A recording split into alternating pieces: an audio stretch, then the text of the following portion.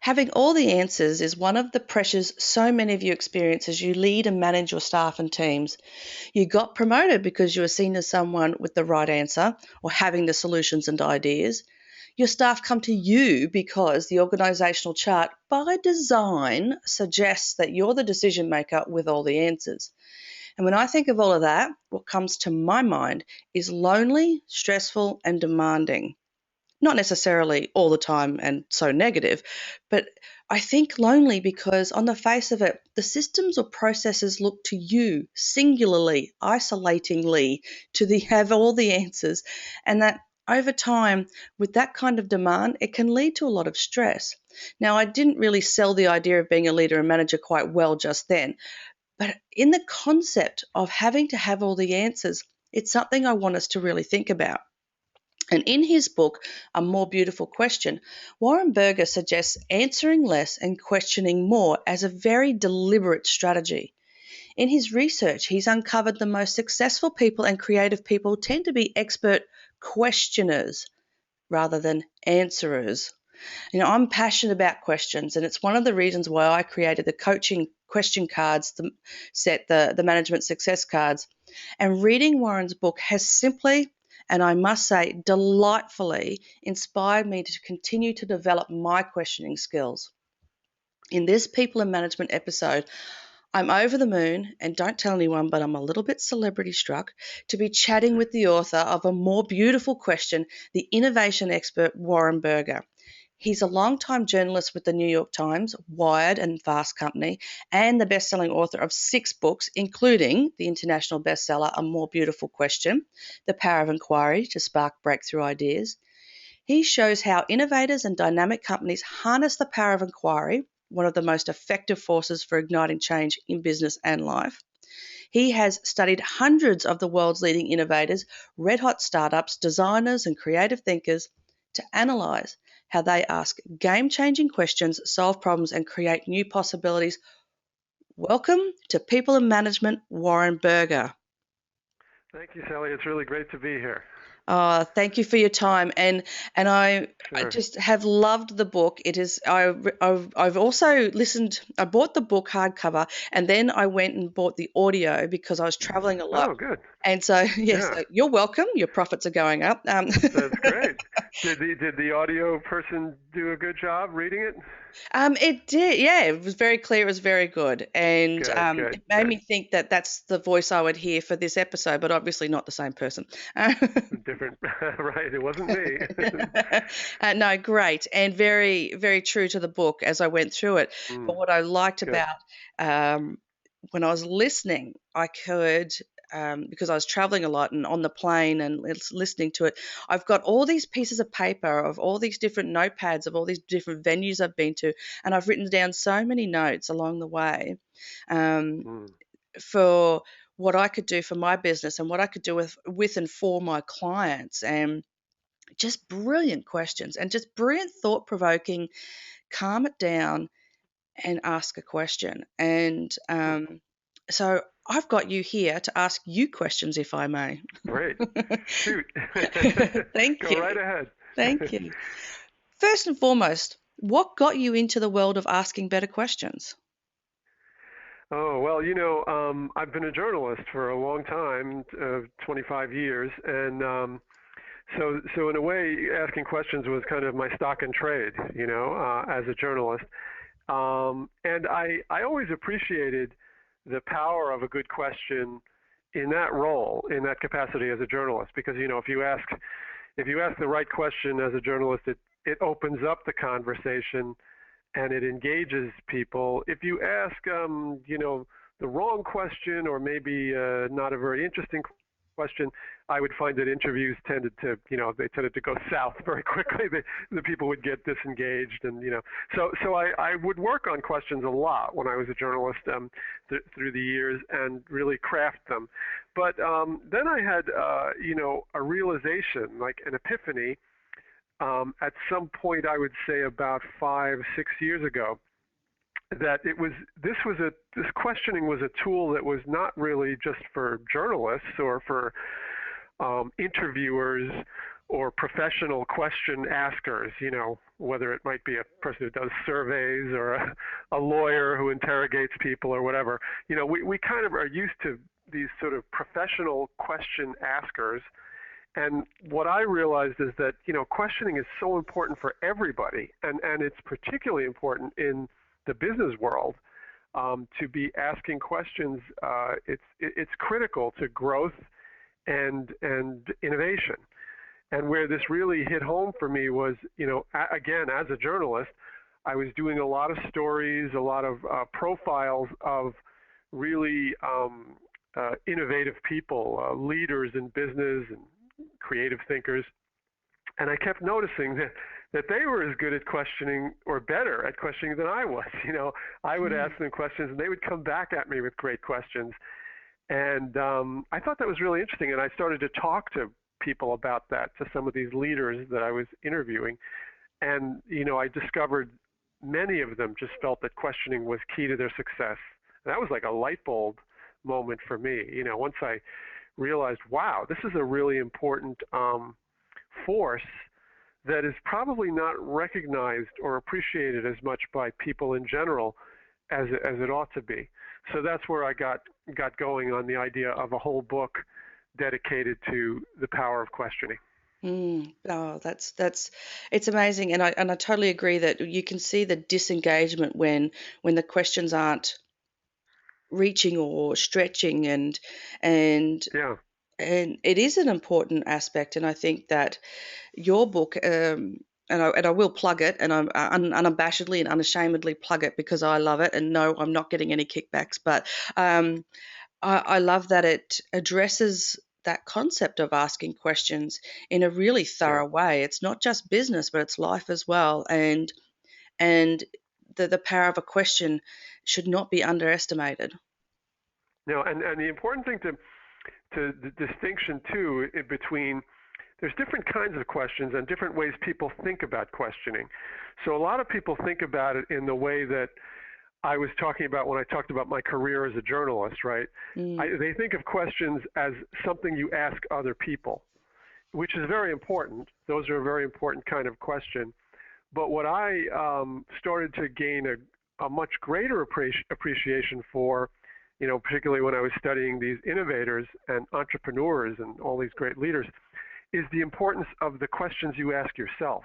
mm, That's a lot of times those are the really big questions when you look at a situation and you start to ask really powerful questions about, why does this situation exist, and what if someone like me, for instance, were to come at this problem in a new way, and how could I begin to tackle this or change this situation? So I found that innovators were really good at asking those kinds of questions of themselves, and then they would go to work on those questions, and then they'd start to share them with other people. But initially, it was a question they asked themselves about, gee, why does this problem exist, or why is this situation not as good as it could be? And they would be the only ones sometimes asking that question about a particular problem, and that was the beginning of their great opportunity. and I have to add to that as I was saying earlier, the little notepads and notes that I've written down, that's exactly what I've got. And I'll take an example. If your company didn't exist, can clean slate, not fall back on history? And so what that meant to me was in your book, it talks about asking yourself, what if we didn't exist? Who would miss Right. us? And Exactly. if we were kicked out of the business that we're in, what would a Yeah. new CEO do? And A so new that leader. stuff that stuff is a really provocative, and to sit there and let that ferment for a while and see what comes up is just really rich.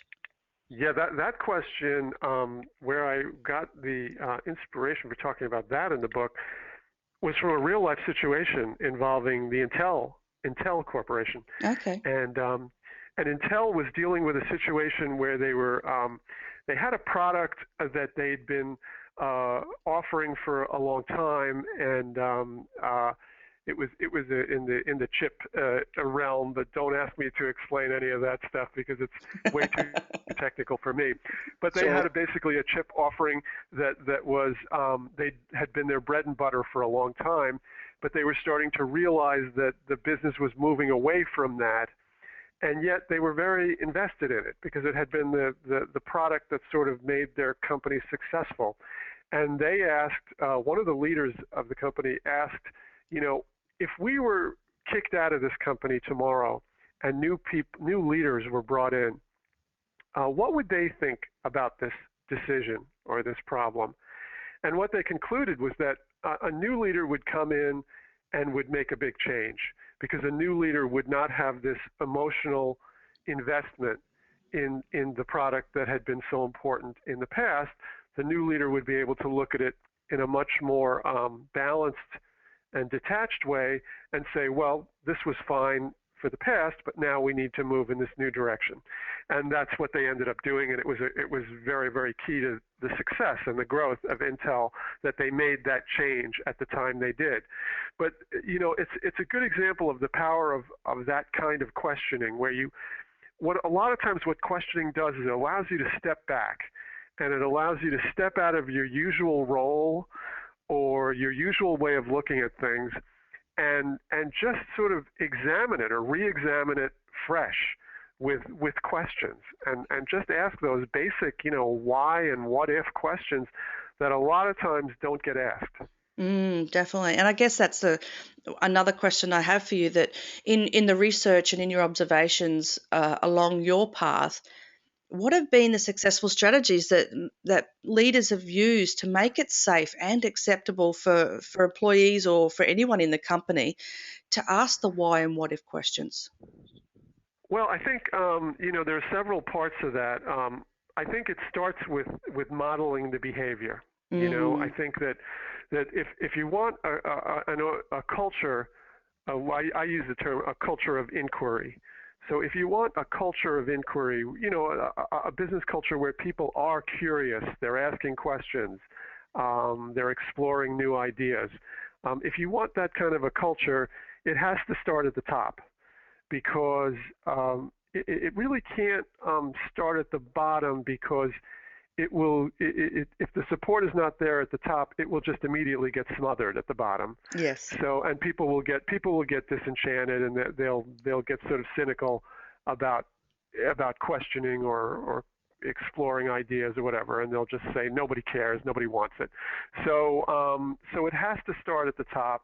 I think organizations have to, and leaders have to model that behavior of asking questions themselves and of making it very well known that they want other people to be asking questions and that they welcome questions. Mm, Um, and I think that signal has to go out very strongly, and that's the most important thing you can do. But beyond that, I think you can do things like reward it. You know, reward good questioning. I mean, it's something we never do in business or even in school. Usually, you know, the person who asks the good question rarely gets a reward. It's the person with the answer that gets a reward. So, I think, you know, one of the things that organizations can do is just figure out how to reward the questions.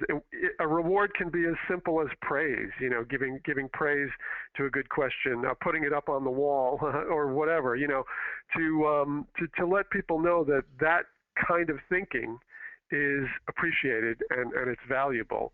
And then I think on the flip side of that, don't punish it. You know, there are ways that questioning gets punished in business quite often, and even leaders may not think they're punishing it, you know, and they are. You know, like for instance, a great example that someone pointed out to me is that oftentimes in a business, someone will ask their leader or their manager, why are we doing this process the way we're doing it? You know, it doesn't seem like the best way. What if we changed it a little bit to make it a little more you know, efficient or to meet the customer's needs better? What if we tried X instead of Y?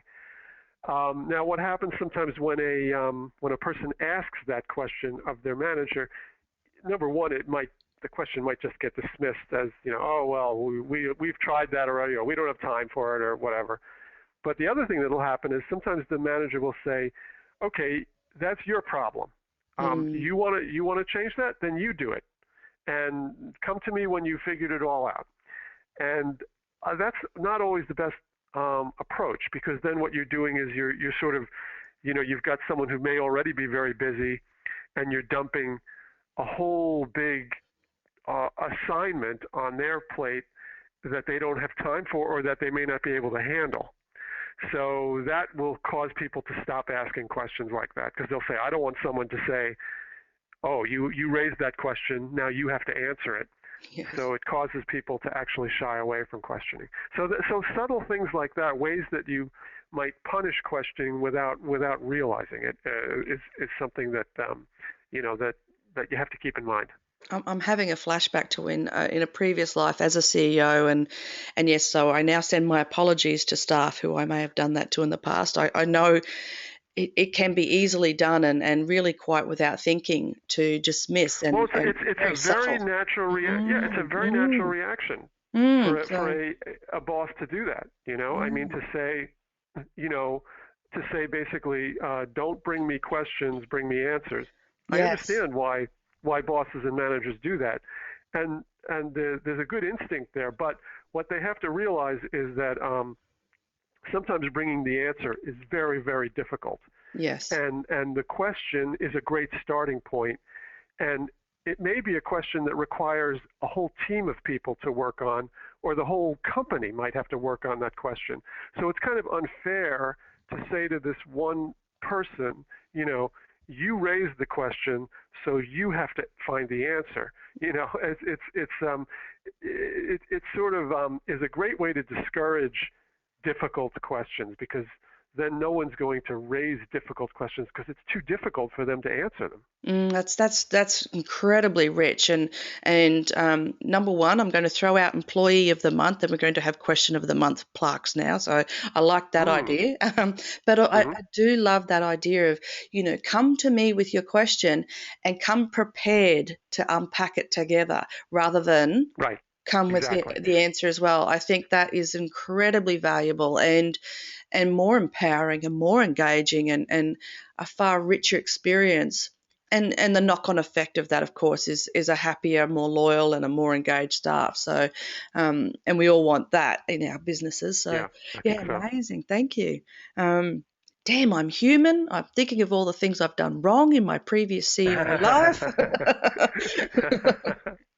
Haven't we all? Yes, that's how, as long as we're learning, I think is the key, though. Right, As long as we're exactly, exactly. Yeah. Well, learning. this whole idea of questioning is a very difficult adjustment for almost everyone in business, because a lot of it is counterintuitive, and a lot of it is has to do with giving people more freedom, or it has to do sometimes with embracing uncertainty, which Mm. we're not really comfortable with that sometimes. So the whole idea of embracing questioning, it involves a lot of adjustment and a lot of on the part of everyone in an organization. Wow. I'm Thank you for that. I really value that input, and I think that's incredibly important for leaders and managers and business owners to stop and take a breath and think that through and what that really means for them. And I guess I want to just shift a little bit, because in your book you describe the beginner's mind. And Yeah. I really, really like that, and I think that might link well to what we've just been talking about. Can you briefly describe it and tell us how a manager can nurture the beginner's mind? Yeah, it's a Zen concept, and it's about the idea that that you in the Zen concept, the idea is that we all would benefit by occasionally sort of emptying our minds of all the assumptions and sort of easy answers that we have in our heads, for every situation, or for life in general. We've all kind of developed this system of thinking we know more than we do, and it's kind of a way for us to get through life and through our jobs almost on autopilot. So we're sort of doing things the way we're used to doing them. We're assuming things are the way they are and that sort of thing. The beginner's mind is just sort of encouraging people to take a look around them with a fresh eye that says, I'm not going to make any assumptions about things. I'm going to try to look at it as if I'm seeing it for the first time, and I'm going to ask very basic questions the way a child would ask about why does this thing work the way it does, or why is this happening? Why is that happening? So that's the concept, from a Zen standpoint. How it relates to business is basically, in business, a lot of times routines develop, and again, I use that term autopilot, operating on autopilot. People do it in their jobs, companies do it, industries do it. What happens is there's a certain system that develops for doing things, and it works, and so we get locked into it, and we just do the same things over and over again. What the beginner's mind in business does is, you make a conscious effort every now and then. You can't do it all the time because you have to get stuff done. Mm-hmm. But you make a conscious effort every now and then to sort of slow down and step back from what you're doing and ask those very fundamental questions about, maybe it could be about some aspect of how you're doing things, or some aspect of your job. Or it could have to do with the mission of the company. Why are we here in the first place? It could be very fundamental, profound things that you normally would take for granted. And with a beginner's mind approach, you force yourself every now and then to think about things like that, and to look at things with a fresh eye as much as you can. And there's no formula for necessarily how you do it, other than make the time to do it and make the effort to do it. I think anyone can do it. Anyone can sort of look at things with a fresh eye and step back. And sometimes you literally do have to step back. It's interesting. You literally have to. We're very close to things. Our work and our industries and our companies. And so sometimes you have to find a way to almost just pull back and create a little bit of separation, a little bit of distance, so that you can see it the way an outsider would see it.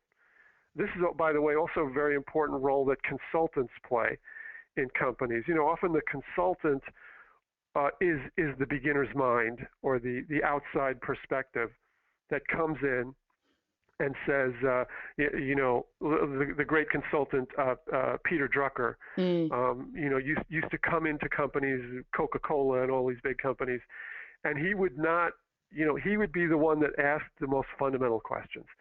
Basically, why are you doing this the way you're doing it, and how does this really affect your customer, and really basic stuff that other people were just taking for granted, people within the company, because they were too close to it.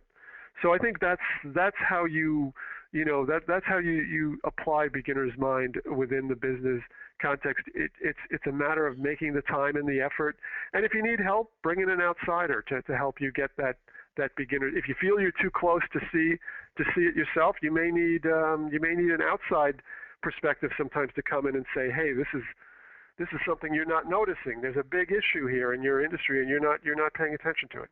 Yeah, exactly. And I think that's a big thing with culture. We often, when we've been in the organization for 18 months or more, we start to take on the idiosyncrasies of the culture, and we begin to not see it anymore. And that beginner's mind and an outsider can very much pick up on what the culture of an organization is a lot quicker and a lot more what's the word I'm looking for? It's a lot clearer to the outsider what the culture is. I think so.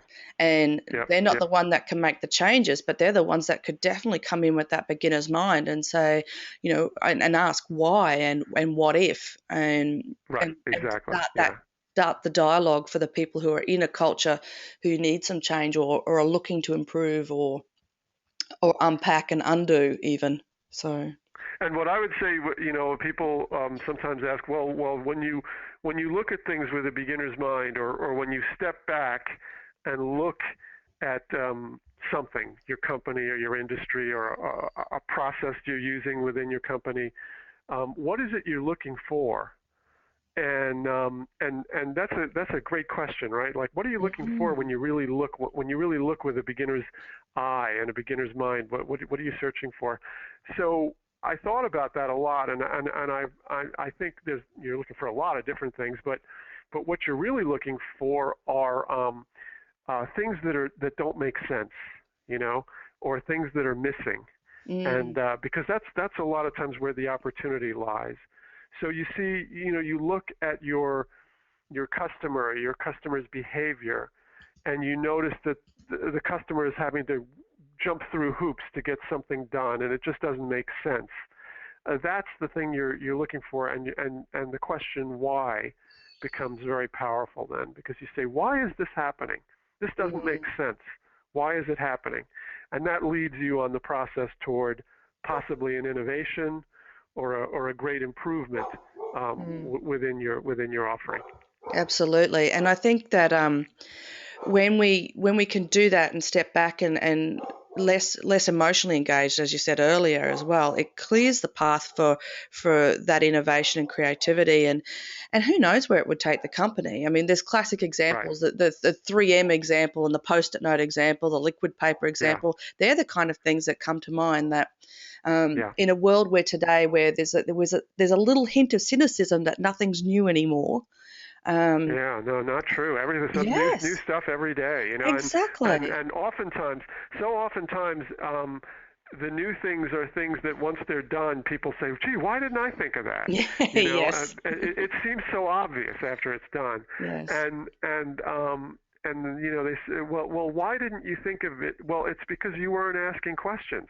Oftentimes, you weren't noticing, you weren't Mm, paying attention to what's going on in the world, and that's why you didn't come up with that idea. It's not like these ideas are bolts from the blue that come into someone's head with no for no reason. The ideas are coming into people's heads because those people are paying attention and they're asking questions. mm, They're looking at Airbnb. They're mm, looking at the fact that there's a real hole in the marketplace and there's a need that people have for a room, for a room or a bed or a sofa, that is not being met by the hotel industry, and it's a huge hole that existed there, and that whole enterprise started with those entrepreneurs asking why. Why is this happening? Why is it so hard for people to get a bed, get a hotel room, when at the same time there are all these people who have empty apartments, empty couches, and why hasn't someone put those two things together?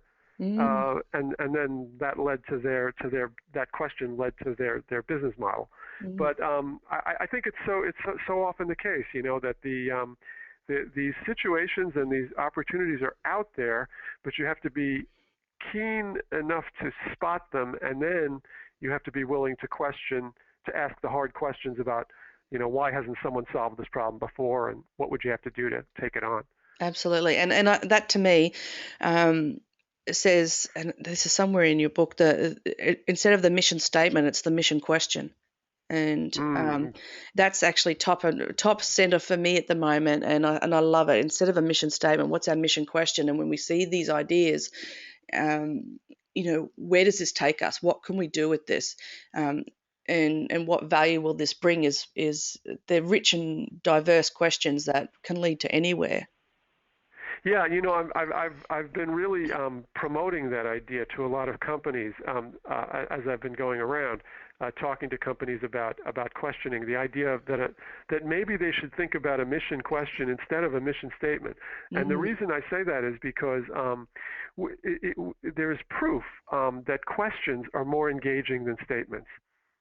Because a statement, when someone tells you a statement, you either agree with it or you don't agree with it, or you either believe it or you don't believe it. It either excites you or it doesn't, and it's just this kind of static, flat thing that gets, and especially a mission statement, it mm, often just gets shoved down your throat, yes. and oftentimes they're not very engaging to It's people. it's rhetoric Now, a almost question, now. Mm. yeah, and a question, on the other hand, it tends to be much more engaging because it's open-ended. It invites people to sort of say, hey, I can be part of this question. It's not a statement being, you know, jammed down my throat. It's a question that is being asked of me, and maybe I can be part of the answer. So I think it's, you just simply think about, the example I use is, let's say a company's mission statement were, we make the world a better place through robotics. Mm-hmm. Okay, it sounds kind of like an ad, or an ad slogan. It sounds very boastful. It sounds like it's probably not true. We make the world a better place through robotics. People are going to probably be cynical about that and say, well, I don't really believe that. So a mission statement like that may not resonate with a lot of people. Just if you just tweak that a little bit, turn it into a question, and you say, how might we make the world a better place through robotics? So that becomes the Mm. company's mission question. How might we make the world a better place through robotics? Well, all of a sudden now this is a goal. It's not a boast. It's a mission. It's something that you're trying to do, and because it's a question that's being shared with the company, everyone is invited to try to answer it, to try to be on the mission to answer it. So I just think that there's a basic difference between the power of a question versus the power of a statement, and the engagement level that a question creates, and therefore I think it's much more suited to a mission, to something mission oriented that's going to rally people. I love it. You've just taken it from a movie slogan, because I went to iRobot, um, to much better engagement, as you gave that Exactly. example. So that's fantastic. Right. Yeah, thank you for that.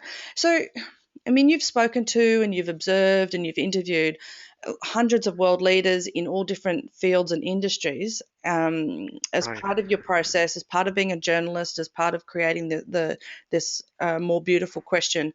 Uh, who stands out as the most, or as the one who asks the more beautiful questions? Oh wow. Well, there's a lot of them. I mean, one that comes to mind is, and of course, I almost hate to use this example because everyone uses him as an example, but Steve Jobs, Okay.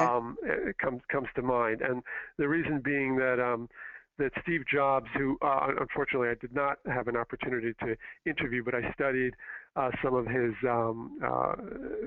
video interviews with him, videotapes, talked to people who had worked with him, knew him, and Steve Jobs was a very, very dedicated questioner. I mean, he questioned everything. He was a big believer in beginner's mind. He was a follower of Eastern philosophy, and he questioned. Not only did he question the industry that he was in and everything that industry was doing, and not only did he question the products that were being developed, and how he could rethink those products. But then once he started his own company, he questioned everything that his own company was doing on a Mm. constant basis. There's one interview where he talks about the fact that, asking why was the most important thing he did when he was first creating Apple as a company, because he would go around and he would go to every department and every part of the company, and he would ask people, why are you doing things the way you're doing them? And he discovered that most of the time people did not have a good answer. And he used the term business folklore. He said, there was a business folklore that developed, that this is the way you're supposed to do things because it's the way it's done. It's the way Mm. we've always done it, and therefore that's the way you do it. And of course, he did not buy into any of that. And so he was just someone who questioned every aspect of what he was doing. And I think the products that he developed at Apple were an outgrowth of that. And I think, if you look at an Apple product, it's no accident that there are no extra buttons and knobs on those products because anything on that product was subject to questioning for Mm. why is this here? Why does this knob have to be here? Why does this button have to be here? What if we could do it without any of that? What if we could do it without any of these buttons or knobs? That was what drove the design process at Apple, was questioning the necessity of everything, and that's what drove it towards simple, simple, simple. Mm. So I think to me Jobs was sort of the classic questioner, and now you see a new generation of tech leaders um, that are similar and that are doing some of the same things he did and applying some of the same approaches to the newer companies and the newer offerings and the newer breakthroughs. And by Mm. the way, Jobs was inspired uh, by the one of his heroes was Edwin Land, who was the founder of the Polaroid. And Edwin Land was also a brilliant questioner, and I tell the story in the book about how the Polaroid instant camera came about because of a question, and it was not even a question that Edwin Land himself asked. It was a question his a 3-year-old daughter asked him, which was he was taking her picture with a standard camera at that time back in the 1940s, and she wanted to know. Well, first she wanted to see, after he took her photo, she wanted to see the results right away. She wanted to see Mm. the picture right away. And when he explained that, well, you have to send the film out, it gets developed, and then it comes back, she wanted to know, why do we have to wait for the picture? It's amazing And that we can. yeah, It's sorry to interrupt you, but I just love that story, when I read it, because I yeah, thought, as a parent and as someone in business, how right. easily could it have been that we just dismissed the question with a real quick answer and not Exactly. Yeah, taken it those are the further? kind of powerful. Yeah, those are the kind of Yes. powerful questions we have to be on the lookout for. Now, because he was the kind of open-minded, great thinker that he was, instead of dismissing that question from his 3-year-old daughter, as many people would, Mm. he allowed it to change his thinking. He took that question and he just it just blew his mind. He just said, "Wow, that's a great question. Why do we have to wait for the picture? And what if the camera was able to basically do everything that happens when we send the film out to a dark room? What if that all happened inside the camera? How would you make that work?" And Mm. that became the birth of the instant camera. So you see that this kind of questioning mind, it's not a new thing in business.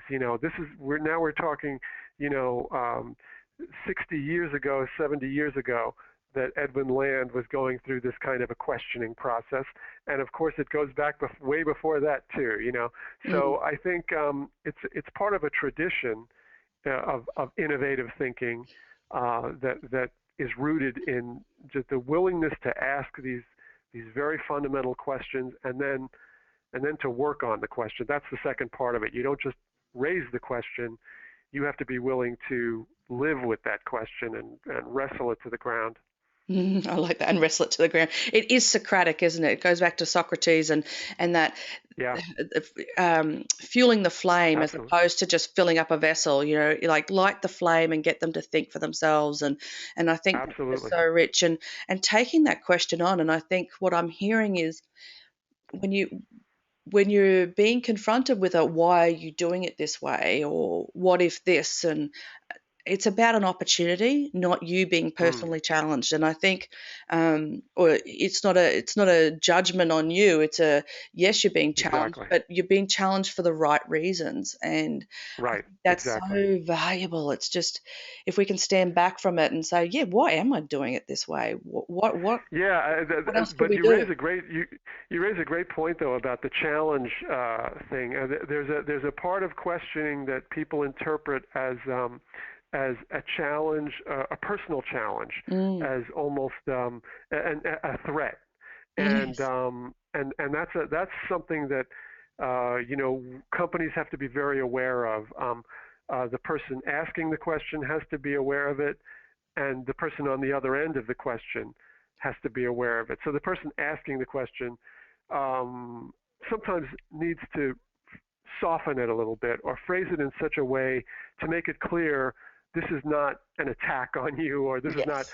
question is not designed to criticize you or attack you. I really am curious about this, the way you're doing something, and I really want to know about it. It's not a judgment. That's right. And Yeah. so the questioner has to be aware of that. And then on the other side, the person receiving the question has to try not to to read too much into it in terms of being a criticism, and just understand that oftentimes questions are just they're rooted in curiosity, and they're a wonderful thing, and they open up everyone's mind a little bit. And so if you can receive the question that way, it's a great thing. And But both sides have to work on it, and I think when we talk about a company or an organization that is wants to ask a lot of questions, this is really important stuff. How you word the question, very important. Make sure it's not too negative, too aggressive. A lot of times people are using questions, by the way, as a cover for criticism. mm, Why on earth did you do that? When someone says that, they don't really want to know why you did it. no. They just want to yell at. They just want to yell at you. Yes. So I think for questioning to be effective in a culture, we have to get rid of that stuff. And I think the a good question should always be authentic, and it should be rooted in curiosity. It Mm. should not be something else disguised as a question. Absolutely, and that comes back to that setting that culture of inquiry and inquiry culture that you talked about before. So, Yeah. yeah, I could talk to you for hours and hours and hours, which I'm sure we don't have time for. But Right. I truly value this conversation and your time. So thank you very much. Do you have any last comments or any tips or something to share just as we close out this episode, Warren? Well, the only thing I would say is that think about questioning as an opportunity. Mm, A lot of times people are afraid to, or they're nervous about taking on big questions because they worry that they'll raise a question that they don't have the answer to, and oh, that's a problem. If I ask something, even of myself, if I ask myself a really difficult question and I don't have the answer, that's going to just frustrate me or upset me. And let alone doing it at my company. I certainly don't want to do it at my company. And the thing I would say to people is just remember that good questions and powerful questions don't necessarily have an answer right away, but they're like a mission or a journey you can go on, and it's very exciting. And so you can think of it as something that pulls you forward and pulls you toward a possible breakthrough or a new way of doing things. And if you look at it that way, in a positive way, then taking on big questions is very exciting. It's very challenging, as opposed to being something that you might be afraid of. thank you. Thank you. And that's empowering and encouraging, and I thank you for that. And I hope that the managers and leaders and business owners that are sitting here listening to this, you've got some rich stuff there. Go ask questions and ask the why and the what if questions, and grab hold of Warren's book, A More Beautiful Question, The Power of Inquiry to Spark Breakthrough Ideas. I keep bragging about it all the time, and it has been, as I said earlier, delightfully inspiring way to think about the quality of the questions that I ask, and I really value being able to that I stumbled across this book and have been able to speak with you, Warren. So thank you so much for that. Well, And thank thank you. You asked great questions. So that's all I ask. thank you. Thanks so much. Check out Warren's blog, amorebeautifulquestion.com, to learn more about beautiful questions, and you can even send in your questions. And I love this. I had a quick look through all the questions that people send in. There are contributions that are incredibly varied, such as, why can't the New York City subway turnstile make a nice sound? And some, Ah. and there are others about, for example, how might we thrive and flourish amid tensions and contradictions? There's a real great variety of questions that have been sent in. There's some great quotes. There's great discussions there on Warren's blog. Grab a copy of his book, A More Beautiful Question, and for more management success and grab your free e-workbook, subscribe to sallyfoley-lewis.com, and I'll see you on the next episode.